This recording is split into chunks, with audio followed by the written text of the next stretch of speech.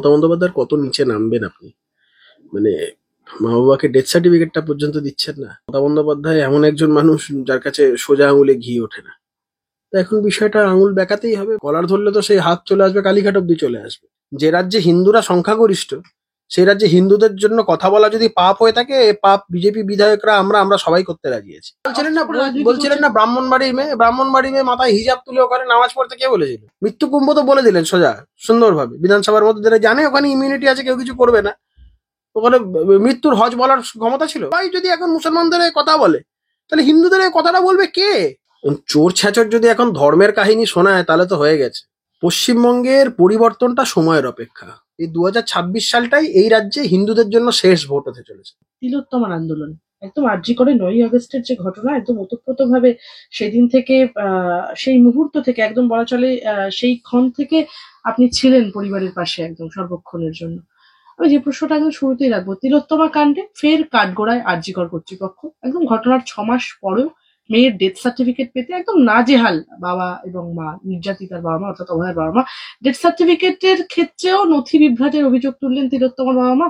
Death certificate নিয়ে RG Kar medical college ও কলকাতা পুর নিগমের বক্তব্যে তুঙ্গে বিতর্ক। কি বলবেন? আমি তো ওটাই সেদিনকে যেদিনকে রাজ্যের বিরোধী দলনেতা কদিন আগে ওর বাড়ি থেকে ছিল, তারপরে কথাবার্তা হওয়ার পর তারপরে ওর জন্মদিনের দিন যে বিরোধী দলনেতা সেখানে পুষ্পার্ঘ্য নিবেদন করতে গিয়েছিলেন, বাড়ির সামনে একটি মঞ্চ মতন করা হয়েছিল, সেখানে ওর ছবি ছিল।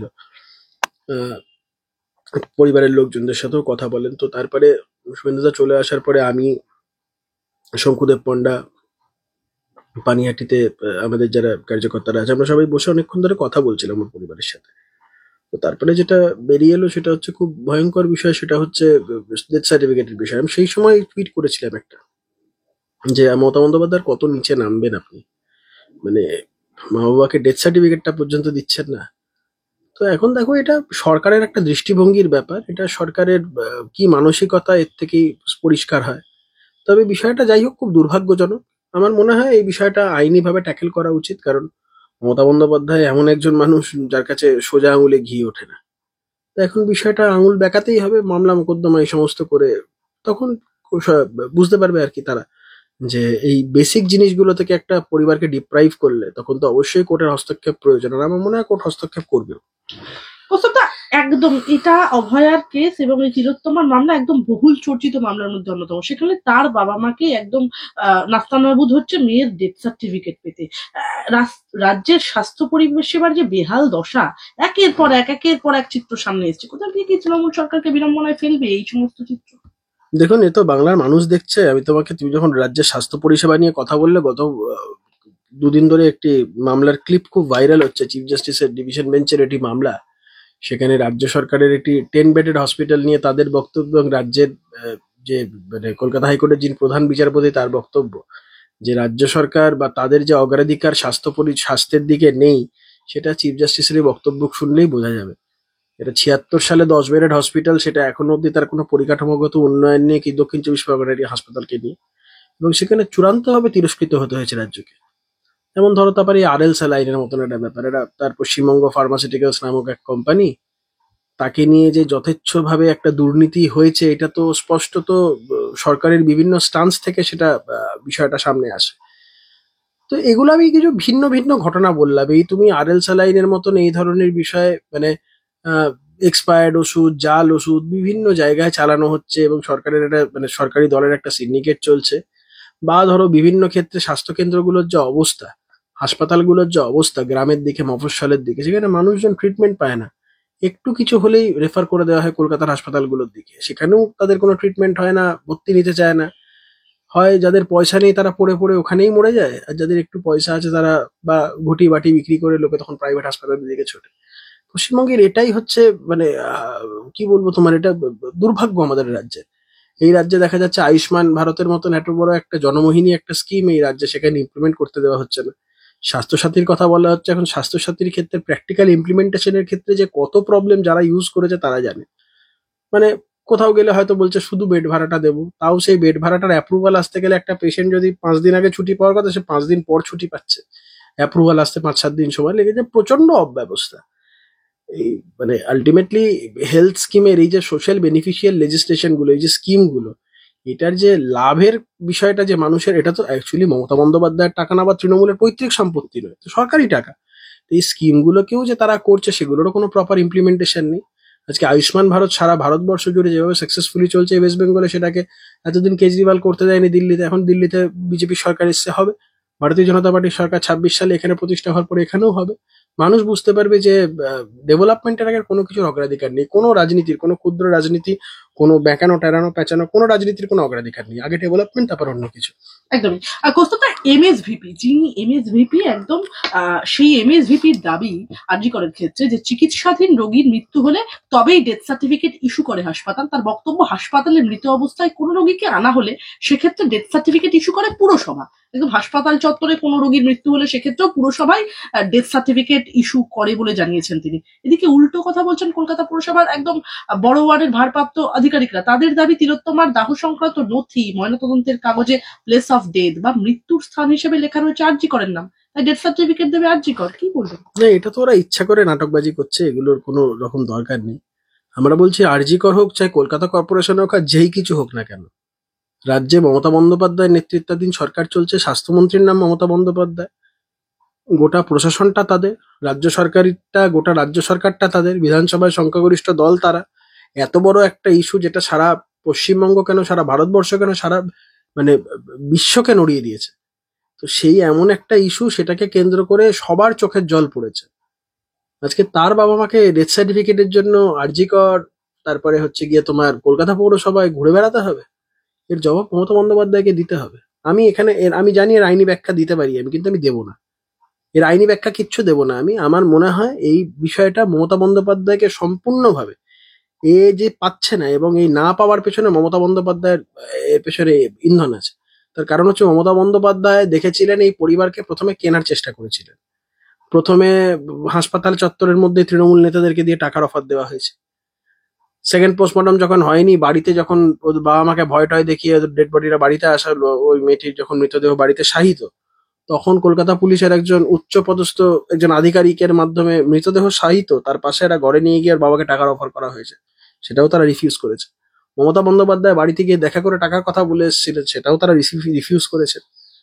এই বারংবার এই রিফিউজ করা বা বারংবার এই সরকারের বিভিন্ন অপারগতার কথা ওর বাবা মা যতবার বলেছে, মমতা বন্দ্যোপাধ্যায় প্রথমে পয়সা দিয়ে কিনতে চেয়েছেন, তারপরে তৃণমূল নেতাদের দিয়ে লোকাল লেভেলেও ভয় দেখিয়েছে, তাতেও দেখেছেন কোনো কাজ হয়নি। তারপরে তৃণমূল নেতাদের দিয়ে যা তা কথা বলানো শুরু করালেন, বলছে রাজনীতি করলেই তো পারেন, অনেকে বললো না তৃণমূল কংগ্রেসে। আলটিমেটলি এখন যেটা হয়েছে একটা ভিন্ডিকটিভ পলিটিক্স, যেটার মধ্যে মমতা বন্দ্যোপাধ্যায় যেটা করতে মমতা বন্দ্যোপাধ্যায় সিদ্ধহস্ত, সেই ভিন্ডিকটিভ পলিটিক্স এর রাস্তায় নেমে এসছে তাদেরকে কিভাবে হ্যারাস করা যায়। কিন্তু বিস্ফোরক কথা বলছেন যে মমতা বন্দ্যোপাধ্যায়ের অঙ্গুলি হলন রয়েছে। আমি বলবো মমতা ও তো বন্দ্যোপাধ্যায়, স্বাস্থ্যমন্ত্রী, তিনি বলছেন তো আমার দপ্তর তো, আমার তো একটা দপ্তর আছে, এর জন্য পার্টিকুলার দপ্তরে কিছু লোক আছে, তারা দেখেন। 3 সেকেন্ড লাগে, 3 সেকেন্ড। একজন স্বাস্থ্যমন্ত্রী যদি বিষয়টাকে দেখে 3 সেকেন্ড লাগবে এটা করতে। মমতা বন্দ্যোপাধ্যায় বলে দিক যে কেন হচ্ছে না। মমতা বন্দ্যোপাধ্যায় তোর বাড়িতেও গেছিলেন, গিয়ে বলে এসছেন যে কোনো অসুবিধা হলে আমাকে আমাকে জানাবেন। তো তারা তো মমতা বন্দ্যোপাধ্যায় দেখতে পাচ্ছেন যে সুবিধাগুলো হচ্ছে। এটা মমতা বন্দ্যোপাধ্যায় সম্পূর্ণ, এটা মমতা বন্দ্যোপাধ্যায় যে একটা স্টাইল অফ পলিটিক্স, ভিন্ডিকটিভ পলিটিক্সের যে স্টাইলটা আছে, সেটাই মমতা বন্দ্যোপাধ্যায় করছেন। মমতা বন্দ্যোপাধ্যায় সবার আগে লোকজনকে কেনার চেষ্টা করেন, ভয়ভীতি দেখিয়ে, পয়সার লোভ দেখিয়ে। যেই মুহূর্তে সেটা হয় না, তখন তার উপরে বিভিন্ন দমন পীড়ন নীতি চালান।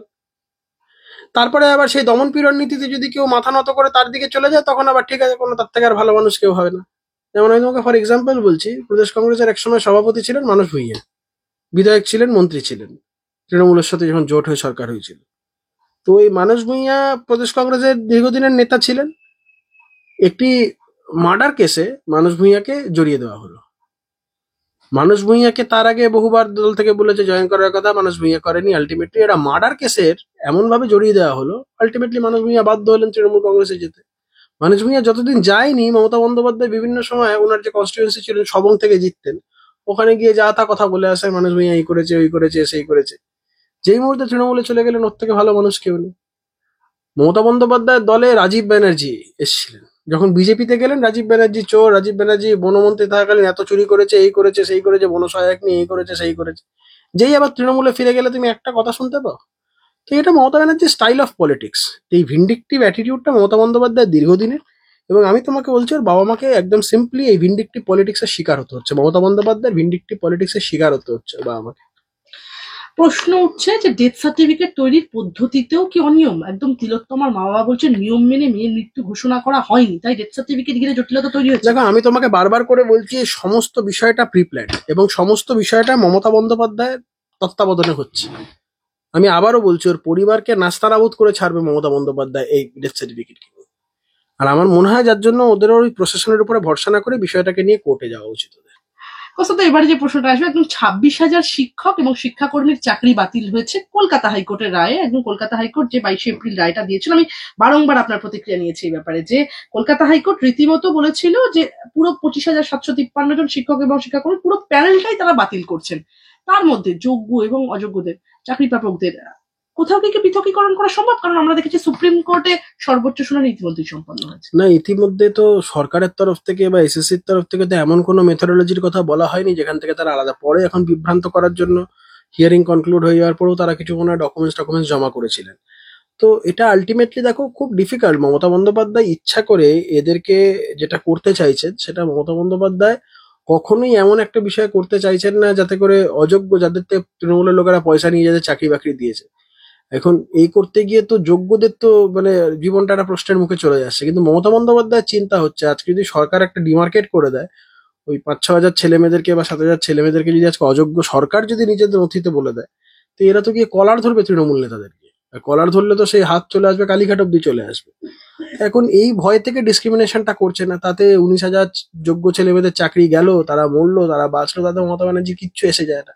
তবে আমরা বলছি যদি ঈশ্বর না করুক যারা যোগ্য তাদের যেন চাকরি, যেন সবার যেন চাকরি অটুট থাকে, অক্ষুণ্ণ থাকে। যদি কোনোভাবে একটা ছেলে মেয়েরও যদি চাকরিতে হাত পড়ে, আমার মনে হয় ওদের কালীঘাটে গিয়ে মুখ্যমন্ত্রীর বাড়ি ঘেরাও করা উচিত। কিন্তু আমি আপনার কথার সাথে সংযোগ রেখেই বলবো যে এসএসসির যে নথি দেওয়া সর্বোচ্চ শুনানি সম্পন্ন হওয়ার পরে প্রথমে তারা বলেছিল যে অযোগ্য চাকরি প্রাপকদের সংখ্যা 5,485, তারপরে তারা হলফনামা দিয়ে বলছে সেই সংখ্যা 5,303। এসএসসি আগে জানিয়েছিল যে সংখ্যা, হলফনামায় সেই সংখ্যাই কমে গেল। ওরা এই বিষয়টাকে কনফিউজ করতে চাইছে আর কিচ্ছু না। আলটিমেটলি এই সমস্তগুলো করে এই জল ঘোলা করতে চাইছে। মমতা বন্দ্যোপাধ্যায় বলছেন শিক্ষক নিয়োগে দেরির নেপথ্যে বিরোধী দল, দাবি মমতা বন্দ্যোপাধ্যায়। এই চুরিগুলো বিরোধী দল করতে বলেছিল না? এই চুরিগুলো বিরোধী দলের লোকেরা করতে বলেছিল না? যারা আন্দোলন করেছে তারা করতে বলেছিল? উনি চুরি করেছেন কেন? চুরি করলে তো একটা মানুষ কোর্টে যাবে, রাজনৈতিক দলেরা, বিরোধী রাজনৈতিক দল সেটাকে নিয়ে আন্দোলন করবে, এটাই তো খুব স্বাভাবিক গণতন্ত্রের নিয়ম। মমতা বন্দ্যোপাধ্যায় কথাতে যা পড়ছে, মানে এটা টালার ট্যাঙ্কে নাকি গরু তুলে দিয়ে গরু পচিয়ে মেরে দেওয়া হয়েছে, সেই জল নাকি লোকজনকে খাওয়ানো হচ্ছে, এই কথা বলে মমতা বন্দ্যোপাধ্যায় একদিন আন্দোলন শুরু করে দিলেন। যা পারতেন তাই করতেন, কিন্তু মুশকিলটা হচ্ছে মমতা বন্দ্যোপাধ্যায়ের এটা জানা উচিত যে একটা বিরোধী দলের কাজই তো কনস্ট্রাকটিভ বিরোধিতা করা। যদি সরকার ভুল করে, অন্যায় করে, দোষ করে, সেটাকে তো জনসমক্ষে তুলে ধরাটাই তো বিরোধী দলের কাজ। বা ধরুন একটা মানুষের সাথে যদি অন্যায় হয়, সেখানে যদি সে চাকরি না পায় অযৌক্তিক কারণে, যদি কেউ সেখানে কোনো সরকারি দুর্নীতি থেকে থাকে, এই বিষয়টাকে তো কোর্টের কাছে উত্থাপন করাও তো একজন মানুষের কর্তব্য। তো সেইগুলো তো মানুষজন করবেই। এখন উনি যদি মনে করেন যে সবাই চুপ করে মুখ বুজে থাকবেন, উনি একা রাজত্ব চালাবেন হীরক রানীর মতন, আর বাকি সবাই সভাসদ বা ওর প্রজাদের মতন সবাই জি হুজু করবেন, মূর্খের স্বর্গে বাস করছেন। মুখ্যমন্ত্রী মমতা বন্দ্যোপাধ্যায়ের কথায় বিজেপি বিধায়করা একটি ধর্মকে বিক্রি করে খাচ্ছেন, রাজ্যের শাসক দলকে তা করতে হয় না। বেশ করছে। হিন্দুরা যেখানে সংখ্যাগরিষ্ঠ, যে হিন্দুস্তানে হিন্দুরা সংখ্যাগরিষ্ঠ, যে রাজ্যে হিন্দুরা সংখ্যাগরিষ্ঠ, সেই রাজ্যে হিন্দুদের জন্য কথা বলা যদি পাপ হয়ে থাকে, এ পাপ বিজেপি বিধায়করা আমরা সবাই করতে রাজি আছি। হিন্দুদের হয়ে কথা বলতে গেলেই সাম্প্রদায়িক হয়ে যায়। বলছিলেন না ব্রাহ্মণবাড়ির মেয়ে মাথায় হিজাব তুলে ওখানে নামাজ পড়তে, কে বলেছিল? ব্রাহ্মণবাড়ির মেয়ে কখনো ওই যখন হজে পশ্চিমবঙ্গ থেকে লোকজন গিয়ে মারা গেছিল একবারও বলেছিল ওটা মৃত্যুর হজ? মৃত্যু কুম্ভ তো বলে দিলেন সোজা সুন্দরভাবে, বিধানসভার মধ্যে যারা জানে ওখানে ইমিউনিটি আছে, কেউ কিছু করবে না। ওখানে মৃত্যুর হজ বলার ক্ষমতা ছিল, বলুক না মৃত্যুর হজ। সেই সময় যদি বলতো তাহলে বুঝতাম সত্যি ধর্মনিরপেক্ষ। সমস্যাটা হচ্ছে মমতা বন্দ্যোপাধ্যায় যারা হচ্ছে গিয়ে মুসলমানদের তোষণ করবে, মুসলমানদের মাথায় তুলে নাচবে, তারা যত অন্যায় করুক, অত্যাচার করুক, যাই করুক না কেন, তাদের হয়ে সবকিছু, তাদের সব সাত খুন। ফিরহাদ হাকিমের বিরুদ্ধে কি ব্যবস্থা নিয়েছিলেন যখন ফিরহাদ হাকিম বলেছিলেন যে সবাইকে মুসলমান ধর্ম গ্রহণ করাবে, সবাইকে দাওয়াতে ইসলাম দিয়ে নাকি মুসলমান বানাবে? ওনার স্বপ্ন সবাই উর্দু, একদিন সবাই উর্দু বলবে। তো এইটা নিয়ে ফিরহাদ হাকিমের বিরুদ্ধে কি ব্যবস্থা নিয়েছিলেন?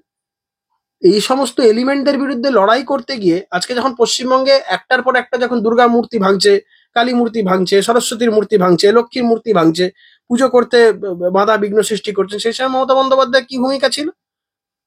আর যেই মুহূর্তে ভারতীয় জনতা পার্টি যেটা করছেন ঠিকভাবে করেছে। আমরা হিন্দুদের ভারতীয় জনতা পার্টির যারা বিধায়ক নির্বাচিত হয়েছে বা সাংসদ নির্বাচিত হয়েছে, হিন্দুদের ভোটে জিতে সাংসদ হয়েছে। হিন্দুদের প্রতি আমাদের দায়বদ্ধতা আছে। মমতা বন্দ্যোপাধ্যায় দুদল গাইদের প্রতি দায়বদ্ধতা থাকতে পারে, কিন্তু আমরা মনে করি যে দ্বিজাতি তত্ত্বের ভিত্তিতে এই দেশ ভাগ হয়েছে। যখন এই দেশ দ্বিজাতি তত্ত্বের ভিত্তিতে ভাগ হয়েছে, সংখ্যাগরিষ্ঠ হিন্দুদের হয়ে কথা বলার তো লোক থাকতে হবে। সবাই যদি এখন মুসলমানদের হয়ে কথা বলে, তাহলে হিন্দুদের হয়ে কথাটা বলবে কে? হিন্দুদের হয়ে কথা বলাটা কি এত বড় অপরাধ যদি হিন্দুদের হয়ে কথা বললেই সে সাম্প্রদায়িক হয়ে যাবে? সবাই মুসলমানদের হয়ে কথা বলবে, তাহলে হিন্দুদের হয়ে কথাটা কে বলবে? মুখ্যমন্ত্রীকে দেখান তো একটা দিন যে হিন্দুদের হয়ে কোনো কথা বলেছেন। মুখ্যমন্ত্রী একবার ফিরাদ হাকিমকে এই কথাটা বলেছেন যে তুমি এই কথাটা বলেছো, এটা অন্যায় করেছো, তোমাকে আমি বরখাস্ত করলাম মন্ত্রিসভায়? করেছেন? এত বড় একটা গ্রহিত অপরাধ করার পর উনি নাকি সবাইকে মুসলমান মানাবেন, তারপরেও মুখ্যমন্ত্রী ততক্ষণ এই ব্রাহ্মণের মেয়ে কি করছিল? তখন ব্রাহ্মণের মেয়ের ইজ্জতে লাগেনি যে তার দলেরই একজন মোল্লা মন্ত্রী সে দাঁড়িয়ে বলছে সব হিন্দুদেরকে দাওয়াতে ইসলাম দিয়ে সবাইকে মুসলমান বানাবে? তখন ব্রাহ্মণের মেয়ে কি করছিল? কোস্তাদা, আপনারা সবসময় বলেছেন যে পশ্চিমবঙ্গ থেকে এই যে জঙ্গি উদ্ধার, দীঘা থেকে জঙ্গি উদ্ধার, সেই সময় আপনারা বলেছেন যে এপিসেন্টারে পরিণত হচ্ছে আস্তে আস্তে পশ্চিমবাংলাটা এবং গেটওয়ে হয়ে যাচ্ছে কোথাও গিয়ে জঙ্গিদের। সেখানে দাঁড়িয়ে মুখ্যমন্ত্রীকে বলতে শোনা গেল যে পশ্চিমবঙ্গে এই ধরনের কোনো জঙ্গিমূলক কাজকর্ম চলে না, এবং তিনি বলছেন জঙ্গিদের সাথে সংযোগ নেই, তাও বলছেন টেরোরিস্টদের সাথে সংযোগ রয়েছে, এর থেকে তো মৃত্যু ভালো। অন্যদিকে তিনি বলছেন প্রমাণ দিন, নাহলে হাঁটু গেড়ে বসে ক্ষমা চান। একদম জঙ্গি সরকার কটকে শুভেন্দু অধিকারীকে চ্যালেঞ্জ। ওই আলী ইমরান রামসকে এমপি করেছিল রাজ্যসভা থেকে, ওর তো সিমই যোগ আছে। মুখ্যমন্ত্রী আর কি যোগাযোগ চান? মুখ্যমন্ত্রী এমন একজনকে এমপি করেছেন যার সাথে প্রত্যক্ষ পরোক্ষভাবে জঙ্গি সংগঠন, ওই সিমি যেটা তো নিষিদ্ধ সংগঠন, ওই সংগঠনটার যোগাযোগ আছে, এবং সেটা উনি স্বীকারও করেছিলেন। তো মুখ্যমন্ত্রী আর কি চান? মুখ্যমন্ত্রীর রাজত্বে এই রাজ্য থেকে কাশ্মীর থেকে পুলিশ এসে গ্রেপ্তার করে নিয়ে যাচ্ছে। মুখ্যমন্ত্রী এই রাজত্বে জঙ্গি সন্দেহ বিভিন্ন লোকজন ধরা পড়ছে, তারা দেখা যাচ্ছে এই দেশের তারা বাসিন্দা নন, সিটিজেন নন তারা, তাও এদের এখানে রাজত্বে, এই সরকারের রাজত্বে আধার কার্ড ভোটার কার্ড সব তৈরি হয়ে আছে। মুখ্যমন্ত্রী আর কি চান? মুখ্যমন্ত্রী ওপারের বাংলাদেশ যেইভাবে উত্তাল হয়েছেন, মমতা বন্দ্যোপাধ্যায়ের যে ধান্দা, সেটা হচ্ছে মমতা বন্দ্যোপাধ্যায়ের একটা স্বপ্ন ছিল, সুদীপ্ত সেন ওকে এই স্বপ্নটা দেখিয়েছিল, দেশের প্রধানমন্ত্রী বানাবো আপনাকে। এখন সুদীপ্ত সেন তো জেলে আছে, এখন তো আর প্রধানমন্ত্রী বানানোর আসল লোকই নেই। এখন মুখ্যমন্ত্রী ভাবছেন কি করা যায়। এই বিচ্ছিন্নতাবাদীদের সাথে হাত মিলিয়ে যদি বাংলাটাকে দেশের থেকে আলাদা করা যায়, বাংলাদেশের সাথে মিশিয়ে একটা বৃহত্তর বাংলাদেশ তৈরি করবে, সেই দেশের ওয়াজিরে আজম হওয়ার ইচ্ছা আছে ওনার। আর বাংলাদেশে বিচ্ছিন্নতাবাদীদের মধ্যে মমতা বন্দ্যোপাধ্যায়ের বিশাল পপুলারিটি। ওরা সবাই বলে যে আমাদের নেত্রীর নাম মমতা বন্দ্যোপাধ্যায়। ওরা সবাই খুব আনন্দ পায় মমতা বন্দ্যোপাধ্যায়কে দেখলে, খুব উৎসাহিত হয়, অনুপ্রেরণা পায়। মমতা বন্দ্যোপাধ্যায়ের অনুপ্রেরণায় বাংলাদেশের বিচ্ছিন্নতাবাদীরা খুব উৎসাহিত। আমি তো বলছি তোমাকে, কারণ ওরা তো দেখছে যে আজকে তুমি দেখো যে আজকে ধরো বাংলাদেশ তো একটা মুসলমান ধর্ম সংখ্যাগরিষ্ঠ তো একটা রাষ্ট্র। আমরা যতই যাই বলি না কেন ওটা সেকুলার বাই ওদের সংবিধান অনুযায়ী এখনো ইসলামিক রাষ্ট্র হয়নি, কিন্তু সবাই তো জানি আজকে হিন্দুদের কত শতাংশ সেখানে ছিল, আজকে কোন জায়গায় এসে হিন্দুরা দাঁড়িয়েছে সেখানে। তো সেই জায়গায় দাঁড়িয়ে মানে ধরে নাও একটা drastic degradation of Hindu population হয়েছে বাংলাদেশে। সেখানে আমি তোমাকে বলছি, তুমি একটা মুসলমান লোক দেখাও তো যারা হিন্দুদের সপক্ষে দাঁড়িয়ে কথা বলছে। তাই বলছি মমতা বন্দ্যোপাধ্যায় নিজেকে ব্রাহ্মণের মেয়ে বলছেন। তো এই কদিন আগে এখানে চৈতন্য মহাপ্রভুর নিজের গ্রাম গোপালপুরে, সেখানে একটা জায়গায় এরা একটা ফতোয়া লাগিয়ে দিল, বললো এখানে নাকি গান বাজনা করা যাবে না। চৈতন্য মহাপ্রভুর গ্রাম, যেখানে ধরেই নেওয়া হয় যে এখানে হরিনাম সংকীর্তন এগুলো খুব হওয়াটা খুব স্বাভাবিক, সেখানে ওরা ফতোয়া করে দিল, বলে দিল একটা ব্যবস্থা নিয়েছেন। এগুলো আমরা এক্স হ্যান্ডেলে টুইট করার পর, এগুলো নিয়ে সমাজ মাধ্যমে কথা হওয়ার পর, পুলিশের কাছে বিভিন্ন ক্ষেত্রে অভিযোগ যায়, তখন হচ্ছে গিয়ে কোনো মতন একটা ওই প্লেইং টু দি গ্যালারির মতন করে শুধু বোর্ডটা সরিয়েছেন। আজকে আমি তোমাকে বলছি, আমি ব্যারাকপুরে আছি, এখান থেকে কিছুটা দূরে এই কর্ণমাধবপুর বলে একটা জায়গা আছে, ওর আগে একটি জায়গাতে ওখানকার বেশ কিছু মানুষজন আমার কাছে এসেছিল। ওখানে হিন্দু বাড়ির সংখ্যা খুব কম, ম্যাক্সিমাম এলাকাটা মুসলমানদের এলাকা, এবং সেখানে নাকি বলছে সন্ধ্যাবেলা শাঁখ বাজানো যাবে না, পুলু দেওয়া যাবে না। তো ব্রাহ্মণের মেয়ের তখন এই বিষয়গুলো নিয়ে মাথায় আসে না। পশ্চিমবঙ্গে ভারতবর্ষের সংখ্যাগরিষ্ঠ হিন্দুরা, আমরা যদি হিন্দুদের সপক্ষে কথা বলে পাপ করে থাকি, আমরা এই পাপ সারা জীবন ধরে করব। কারণ হিন্দু সমাজকে জাগ্রত করা, হিন্দু সমাজকে নিজেদের অধিকার সম্পর্কে ওয়াকিবহাল করাটা খুব প্রয়োজন। কারণ আমরা অতীব সেকুলার হতে হতে নিজেদের আইডেন্টিটি হারাতে বসেছি।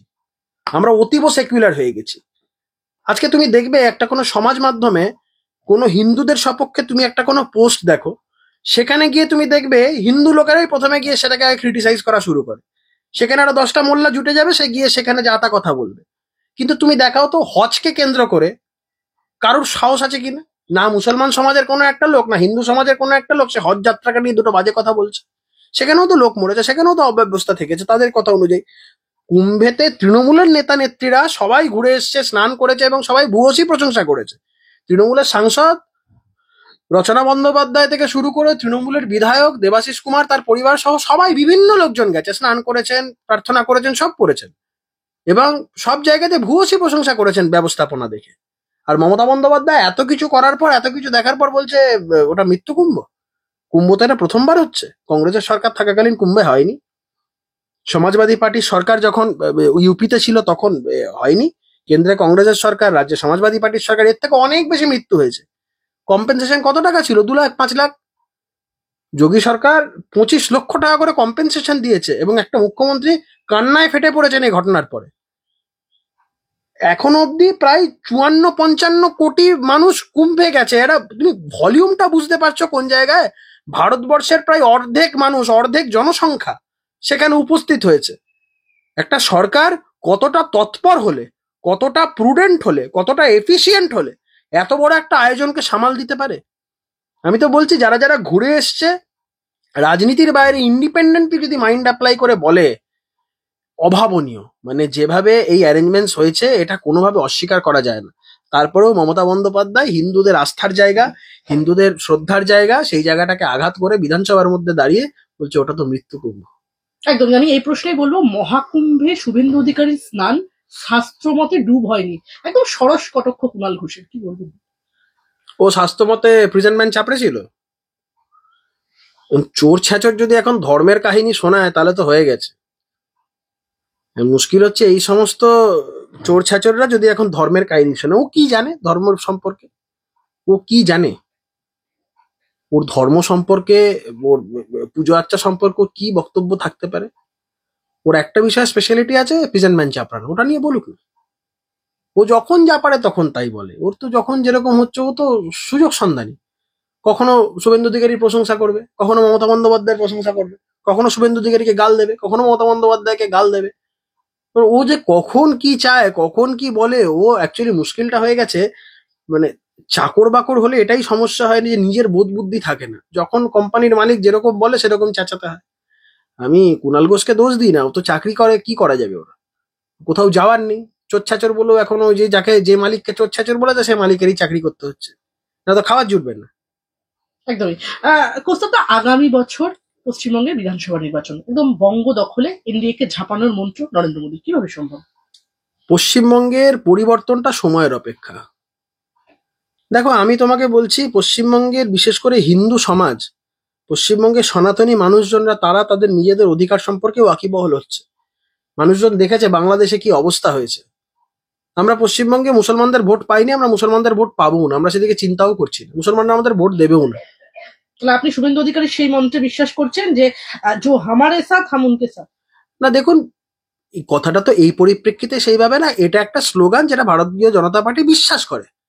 ভারতীয় জনতা পার্টি দেখুন তো আজকে গিয়ে উত্তরপ্রদেশে গিয়ে দেখুন তো, গুজরাটে গিয়ে দেখুন তো, সেখানকার মুসলিমরা ভালো নেই? মুসলমানরা যেখানে গুজরাটে, তাদের যে স্ট্যান্ডার্ড অফ লিভিং যথেষ্ট ভালো, সুন্দরভাবে আছে, তারা উল্টে বলে যে না এই সরকার থাকুক। উত্তরপ্রদেশে আজকে যোগী সরকার আসার পর থেকে সেখানে সুশাসনের কারণে বহু মুসলমান আজকে ভারতীয় জনতা পার্টির পক্ষে ভোট দিয়েছে। বাইরের রাজ্যের কথা বলছি আমি। যেমন তোমাকে আমি বলছি, ধরো দিল্লিতে মুসলমান অধ্যুষিত যেই সমস্ত কনস্টিটিউয়েন্সি গুলো, সেখানেও বিজেপি জিতেছে। প্রশ্নটা হচ্ছে এই রাজ্যের সমস্যাটা যেটা, মমতা বন্দ্যোপাধ্যায় এই রাজ্যের মুসলমান সমাজকে যেভাবে বোকা বানাচ্ছে, আমি জানি না তারা, তাদের যখন চেতনা হবে বা বুদ্ধি হবে তখন তারা হয়তো বুঝতে পারবে। কিন্তু আলটিমেটলি এত ভাবনা চিন্তা করে তো লাভ নেই। আমরা বহুবার তাদেরকে, এই এই এই মুসলমান সমাজকে বহুবার বোঝানোর চেষ্টা করেছি, বা তারা হয়তো যদি এখন কেউ জেগে ঘুমায় তাহলে তো কিছু করার নেই। তাদের বিজেপি, তারা একটা জুজু দেখে, মমতা বন্দ্যোপাধ্যায় জুজু দেখাচ্ছে, বিজেপির জুজু দেখছে। কিন্তু আলটিমেটলি যেই সমস্ত রাজ্যে ভারতীয় জনতা পার্টির সরকার আছে সেখানে মুসলমানরা কতটা ভালো আছে স্ট্যাটিস্টিক্স নিয়ে সেটা দেখা যাবে। এখন আমরা ওই জন্য এই সমস্ত নিয়ে চিন্তা ভাবনা না করে আমাদের ফোকাসটা যেটা সেটা হচ্ছে, দেখুন আমরা হিন্দুদের ভোটে আমরা এতগুলো এমএলএ এমপি জিতেছি, আর হিন্দুদের ভোটেই এই রাজ্যে ভারতীয় জনতা পার্টির সরকার হবে। একদমই। আমার আমার শেষ প্রশ্ন আপনার কাছে। আহ, আমরা দেখলাম সূত্রের মারফত আমাদের কাছে সংবাদ রয়েছে যে বুধবার আইপ্যাকের কর্তা তথা ভোট কুশলী প্রতীক জৈনের সঙ্গে বৈঠক সেরে ফেলেছেন ইতিমধ্যে তৃণমূল সুপ্রিমো মমতা বন্দ্যোপাধ্যায়। আসন্ন নির্বাচন সামনে 26-এ বিজেপি স্ট্র্যাটেজি কি?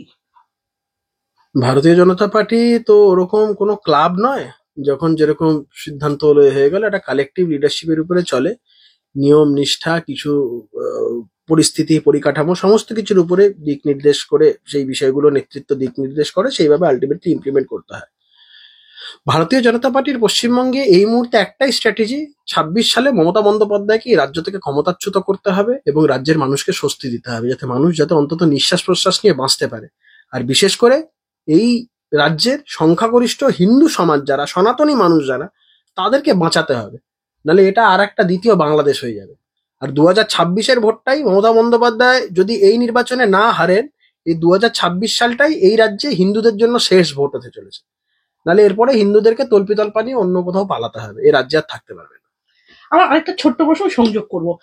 একদম সূত্র অনুযায়ী খবর, নবান্নে বুধবার দিন আইপ্যাকের সঙ্গে তৃণমূলের এই যে বৈঠক হলো, কোথাও কি আইপ্যাক এবং তৃণমূলের সম্পর্কের বরফ গলছে কোস্তবদা? কারণ এর আগে ও মমতা আইপ্যাক বন্দ্যোপাধ্যায় না বলেছেন- প্যাক প্যাক ওসব দেখে আমাদের লাভ নাই। কে আইপ্যাক, কে প্যাক প্যাক, কে কি করছে, 2 নম্বরই পয়সা। এরম আইপ্যাক প্যাক প্যাক কত আছে, যে যা পারছে করুক না। কে সব জায়গাতে তো আইপ্যাক তো বহু জায়গাতে তো এত কিছু করলো, আইপ্যাক এতে যেতে পারলো? আইপ্যাক না প্যাক প্যাক এই কি যেন আছে, ওই আইপ্যাকের মাথা যে প্রশান্ত কিশোর, সে নিজেই তার ভোটে কিছু হয় না, সে নিজেই কিছু করতে পারে না। কিন্তু দিল্লিতেও তো অরবিন্দ কেজরিওয়ালকে আইপ্যাক না প্যাক প্যাক কি যেন আছে, তারা তো অনেক তো ভোট কুশলীর কাজকর্ম করেছিল, কি হলো? 2 নম্বরই পয়সা থাকলে এরকম বলে না, ভূতের বাপের শ্রাদ্ধ হয়। পয়সা যদি এরা মানুষের থাকে, ভূতের বাপের শ্রাদ্ধ হয়। তৃণমূলের পয়সা আছে, ভূতের বাপের শ্রাদ্ধ করছে।